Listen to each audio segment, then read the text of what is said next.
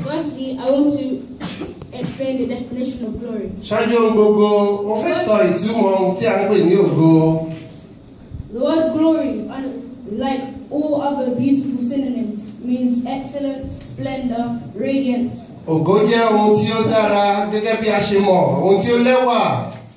heaven, the word radiance has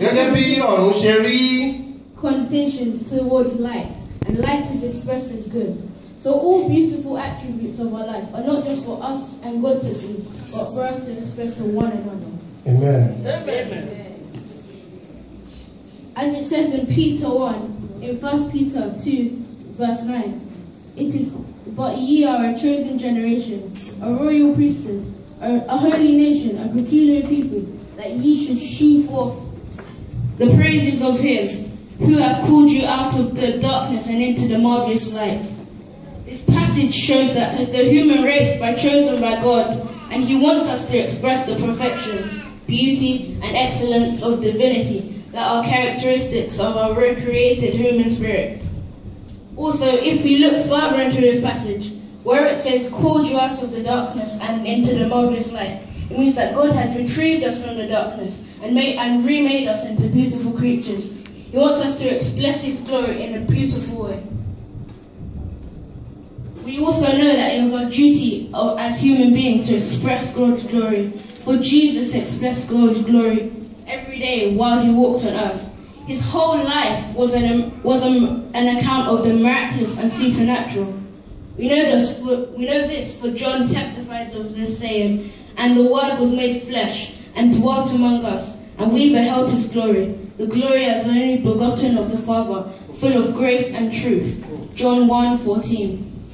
Jesus is the brightness of God's glory, and we shall express his image.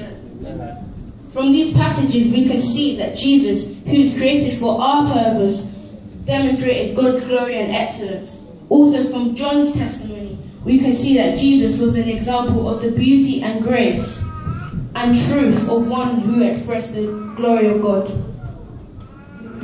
He said in John 17:22, and the glory which thou hast gave me, I have given them. We are all sharers as well as carriers and dispensers of his glory. Therefore arise and shine, for the light has come, and the glory of the Lord is risen upon you. We should do things and speak that inspire, honor, and praise the worship and the glory of God. From this we can deduce that Jesus has fulfilled his task and expressed God's glory to not only God but others, as we can see he did to John.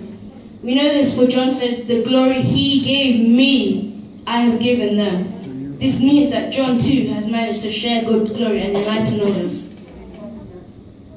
An example of the benefits of expressing God's glory is Mary, the mother of our Lord Jesus Christ.